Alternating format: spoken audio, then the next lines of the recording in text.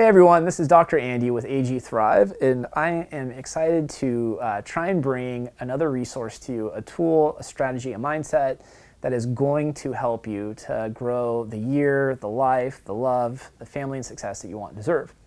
And what I want to cover today is, I think, a very important topic, something that there is some awesome books written on, and certainly a very exciting and interesting topic for me, but it's on the concept of willpower. But the angle that I want to try and cover today is about how to use your willpower effectively. They actually say willpower, if there is like a superpower for humans, willpower is probably the best resource or vehicle to creating your superpowers, right? Willpower is the best predictor of success. It really is just an incredible getting yourself and making yourself being able to do what you need to do, regardless of whether or not you feel like it or not. I mean, that's like basically the key to either being mildly successful, totally unsuccessful, or massively successful. And those with the greatest willpower tend to be the most successful individuals, right? But what I want to try and suggest is there is a strategic way to use willpower. If you are setting up your life or your goals or like changes and you're relying completely on willpower, I'm suggesting that you're probably setting yourself up for failure.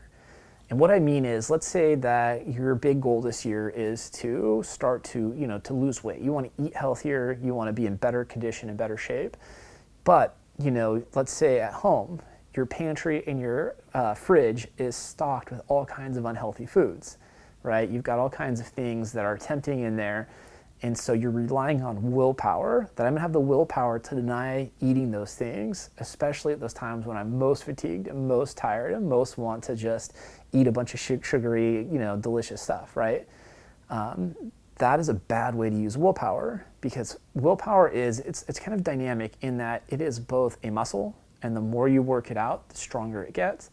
But it's also a finite resource, like a gas tank. And so when you use it, though, it also depletes it. And there are certain times of the day where your willpower is at its weakest or where it's at its strongest. For instance, if you ever need to go to court, you definitely want to make sure that your court case is either heard, a traffic ticket or whatever you might be going there for, but either early in the morning or right after lunch. There's tons of evidence that show that the hour before lunch or the hour at the end of the day, you're the least likely to get a favorable outcome. When you are at your kind of end of your resources and you're fatigued, you tend to default to a certain way of responding to things. And usually when you're fatigued, it's not your best response. So all that to be said, if you really want to get in better shape this year, create an environment and conditions that support you reaching your goal. Get rid of all that food so you're not relying on willpower. And then you can use willpower at those times where you're driving home and you see, kind of your favorite, place to go, splurge on, and you're only having to use it on select cases. And it's easier then in those moments to do it as opposed to every day having to use your willpower.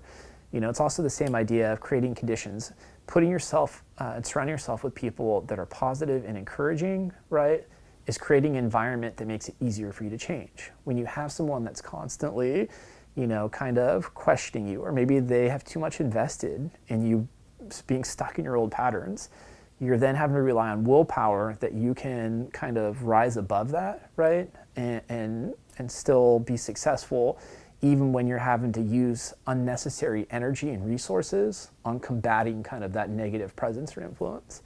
So, there's lots of ways in which this can show up, but what I really, really want to encourage, if you want to really harness your willpower to use it most effectively, and I strongly encourage you to do this because willpower is just a massively important kind of strength or set, is to create environments, we call them enriched environments, that support you reaching and crushing your goals, and only use willpower at the times where it's most necessary to use it. So therefore, you're getting the most out of that. So hopefully that makes sense and is clear and just really illustrates the importance of being strategic in your use of willpower.